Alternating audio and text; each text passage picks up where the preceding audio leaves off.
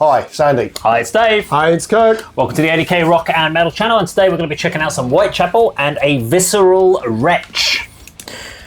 Now, I don't know anything about Whitechapel, but instantaneously it sounds like a death metal or black metal band, and that puts me right the fuck off.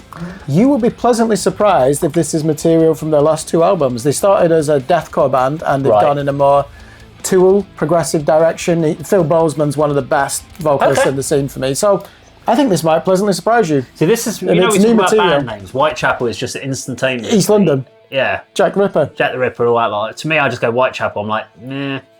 Shit area of London. Or Christian metal band.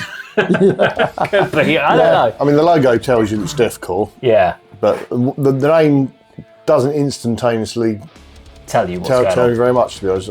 Am I right? Also, I get the Jack and Rick connection. That is where they take the name from, which as an American band is quite unusual. But I think this is from, they've done a live album, haven't they? So is this, if this has come up, it'll be from their Live in the Valley album that's coming out soon. We'll find out in a second. Yeah. Let's do it. I think you like this.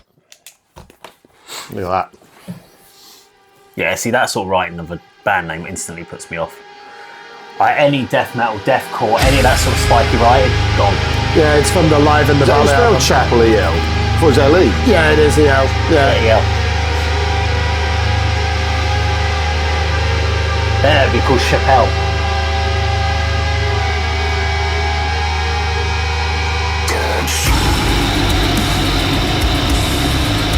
And Dave's gone. No, honestly, just stick with it. Literally, that vocal line instantly puts me off the back. He's one of the best vocalists, his enunciation. So when's he start doing vocals? No, you'll hear it. It's the same vocals. Right. No. Come on, when's the vocals going to start? Patience.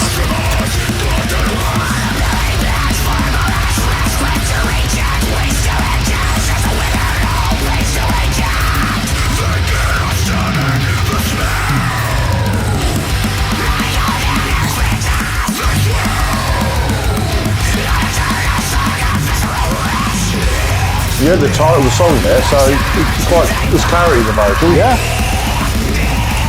Sorry, what? You said there's clarity in the vocals. As a harsh voice, there is. You heard Visceral Retch. Did you? I did. Well, it's because your ears have switched off because now your music, your type of music.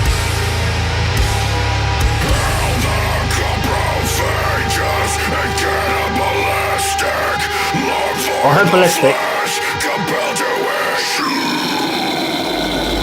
They were shit there.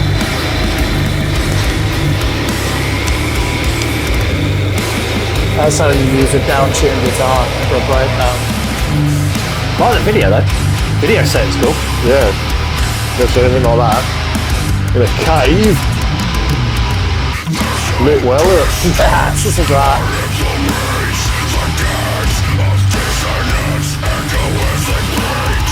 I don't think we'll be doing any clean vocals in this day, so. I think it suits Dead Flesh, hopefully, and Pretoria and that sort of stuff. I mean, these are kings of deathcore, but the last two albums have gone in a more prog direction.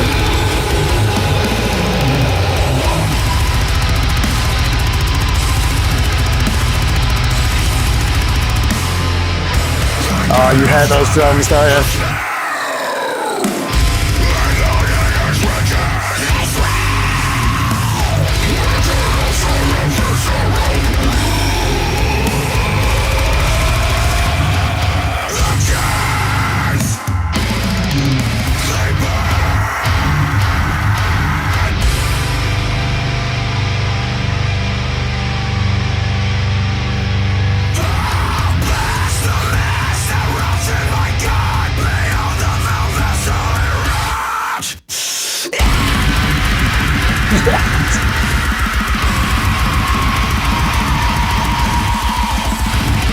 I would say it's a Visceral Retch coughing up blood. I wonder if this is a standalone single then. Let me just double check. It's an official video. Yeah.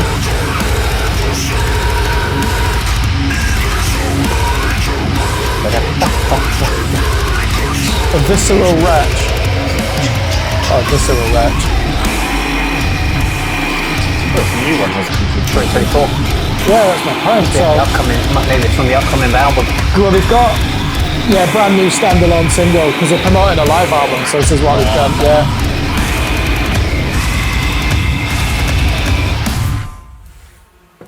There you go, mate. It's like Lorna Shore, but in short format.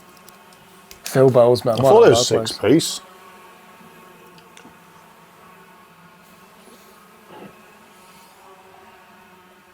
Okay, there we go, Whitechapel and a Visceral Retch. So before we get to Andy and Kirk's feedback on this, I might as well get mine out of the way. So deathcore and extreme metal, and so my worst metal that I can listen to is black metal. So it doesn't matter how, if you say it's the best black metal in the world, I'm gonna fucking hate it, because it just doesn't. Then it's extreme metal, and then it's deathcore, and then basically it goes into position. But deathcore, I could talk to you about the technical elements, but I don't really cover a lot of them. But from what I can hear, very, very good at what these guys do.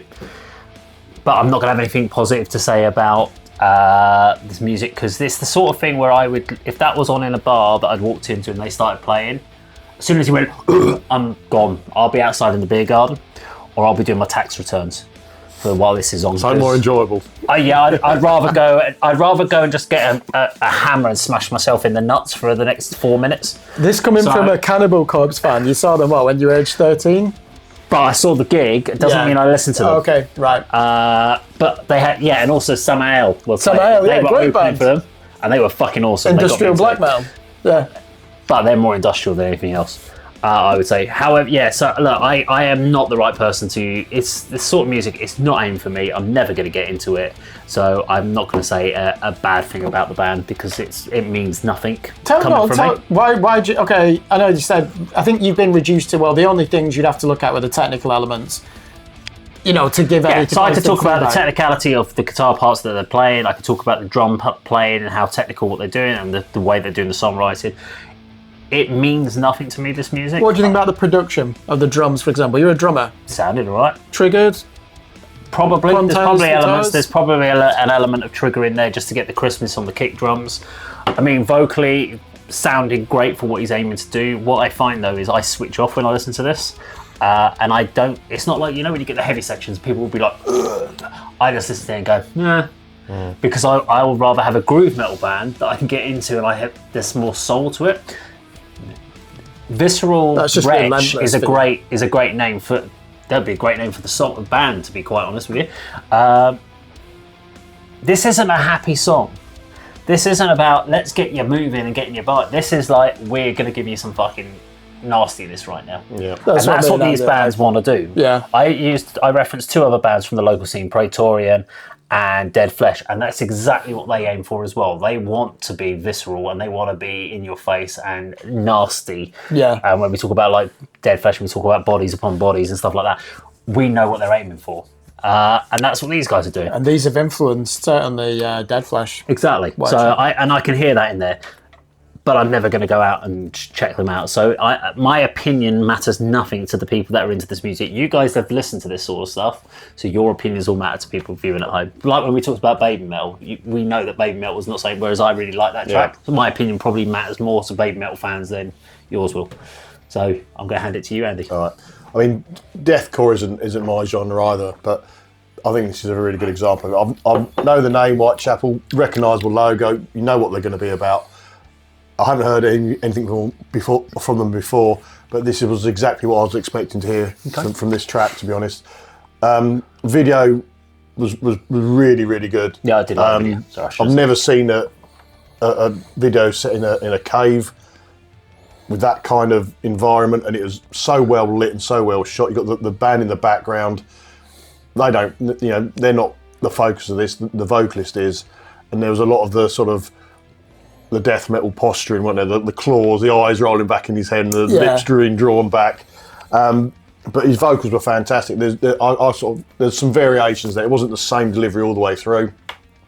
Kirk, I think you said he I can't remember exactly what you said about the vocals, but you could actually pick out some of the lines. Dave, you said you couldn't, perhaps you tuned out. I heard Ballistic. Yeah. Only because I really forced myself to. Yeah. So let's try and listen to the words. The song title is in there as well. I heard that quite clearly. But yeah, I think it's probably typical of deathcore. Kirk, you know more because it's more of your sort of thing. But there wasn't the standard song structure. Lots of different elements, lots of different parts all put together. There was fast, there was slow trigger drums. That sort of really evil, disgusting, nasty, slow breakdown at the end that sounds like it's almost going to stall and come to a stop. I love all that. Yeah. But it's hard work. This is not an easy style of music to listen to. You've got to be in the right mood. We reviewed the Lorna Shore album, and that's probably, it's very, very similar to this, but that's really my sort of first step into sort of this extreme deathcore. And I listen to it occasionally, but I can't do the whole 60 minutes or whatever it is, 'cause it's a long album. It is hard to digest, even in a short video format. There's a lot to take in, and you do need to be in the right frame of mind. But I did really enjoy that. This is the absolute extremity of metal. You put this on, you show this to somebody and make someone listen to this who doesn't listen to metal, they'll be absolutely horrified. They'll think, how the hell can you listen to heavy metal, which encompasses this at one end and the Nightwish ballad we done just now, and everything in between. I mean, this to me, when I think about it, like when you go, who's this aimed for? What environment is this aimed for? You're not going to see, this is aimed for Wacken on stage where the crowd parts and comes charging towards each other and is fucking going for it. Is going for that death kills, whatever they call it now, and stomping. You're not going to see them doing that Wacken with everyone holding their phones up going, I'm going to film this bit, this is great, I'm going to watch it back later. You'll lose your phone when you get smashed around the head by someone else going, with big smiles on their face when they do it. And I remember watching all these videos from all the festivals where you see these crowds slamming in, but they are so happy. I'm like, you're beating the fuck out of each other, and you're loving it. It's like the Dead Festival or Death at Bills of Ashes. Yeah. Everyone's smiling, even though they're going to hurt each other. They're all going to go charging, and I'm like looking at it going, as soon as I see that, I'm like, I'm getting the fuck out of there, because I don't want to do that. I don't want to go in those areas when I listen to music. I want to enjoy myself watching music, pop my head along and go, I'm fucking vibing. I don't want to get someone come up to me and slam me into it. You won't be vibing to that, will you? No, if someone slams into me while I'm watching music, I'm going to go and punch them in the face. But that's why I wouldn't be in a fucking pit. But that's where I think my expectations of what I listen to music for is not to go into a pit and fight other people. That's not what my expectation of music. Whereas a lot of bands want to see that. They thrive on being on stage and seeing that interaction with the crowd, where the crowd goes nuts to the music. Yeah, like Slaughter to Prevail. That's Slaughter to Prevail, and that's a great example of, again, a sort of a similar band. So, but Kirk, thoughts? Yeah, so we need to start with the context of this band. So I think elite tastemakers have never really taken to deathcore as the leading light of extreme metal, and I think it's because a lot of it they see as overproduced and the background is in metalcore. And I always say this on the channel, we should be grateful. Deathcore basically identified in 2005 that metalcore was going too soft, and they were like, we're going to go the other way, and we're going to bring in Deicide and Morbid Angel and all these legendary death metal bands, and we don't want the clean choruses. Another criticism of this, it almost tries too hard to be extreme. Yeah. I think that, and you're probably coming from that angle. Like when death metal and grindcore came out in the late 80s, I think anyone who heard that would be like, what the fuck is this? This is so extreme. And now death metal's quite stagnant, not necessarily grindcore. That, it's like taking all those elements and then Pro Tools, and they're just making everything crisp, but brutal and violent. And as you said, nasty. The vocals are superb in that. But the context I want to give, 2018, they put an album out called The Valley, which is a personal album to Phil Bozeman. It's about the death of his mother and this evil stepfather that entered his life. And his mother actually did leave a journal behind, and he was using that in the lyrics. Okay. The follow-up 2022 album, progressive metal, Tool are an influence on there. At one point, I think someone even accused him of being a butt rock band, because he actually had some well-crafted songs that you'd be thinking, is this written for radio? But it was so heavy, the album. There was a good Meshuggah element to it, as well as Gojira. I know, there you go. No, but there was. I mean, all these bands take influence from that, don't they? But they used it well. So that, to me, is them going back to their first album and just saying, okay, we're doing a standalone single to promote Live in the Valley, this live album that's coming out on their long-term record label, Metal Blade. And they've like, go on, let's go in the studio, let's just do a deathcore song. And as you said, there's so much going on there. And it's a case of, do you want to go back to it? Because I don't... Rick Beato uses the term for music where you can figure it out in one listen. He calls it low information music. That certainly was not low information music, but it's not like when we react to a Periphery song and we are like, Jesus Christ, what is that? No, exactly, gotta have the next one. So I think you can easily get a grasp of that song. And to you two, don't listen to much deathcore. I don't listen to it much now. I think that's just showing you something that you expected. Whereas that, to me, isn't actually what's representative of the band now, because they've gone in a different direction, for good or for bad. Some of their early fan base are not actually happy about it. I think they've become better as a result. And he actually can sing like Maynard James Keenan of Tool, which we only discovered on that 2018 album. So, because it's a standalone single, I'm not going to say it's a step backwards. But admittedly, if that was a new band, I'd be like, oh, it's just deathcore. But these are very influential. That's the problem, though, with deathcore. Yeah. And I think it's a problem with a lot of genres at the moment, especially in the extreme genre format, is extreme genres are there because they want to be extreme, they want to be brutal, they want to be intense. Yeah. But you can't keep just knocking out brutal, intense songs. No, exactly. It loses impact, doesn't it? Yeah. The problem you then try and do is they go, right, well, if we can't do that, then what we'll have to do is we'll put a melodic chorus in. Great, you've just gone back to generic metalcore now. And you've spoiled it, yeah. Oh, we'll put some prog influences in, do some weird changes. Now you're going, well, you're trying to be overly complex for the sake of it. Yeah. So you can hear that they've tried to force... So there's no natural progression for deathcore to go anywhere else, apart from be either deathcore and be brutal and nice, and just be intense. Whereas other forms of metal, you can be aggressive, but you can also be sensitive at moments. You can show a different type of emotion. You can, in other forms of metal, you can show different forms of emotion.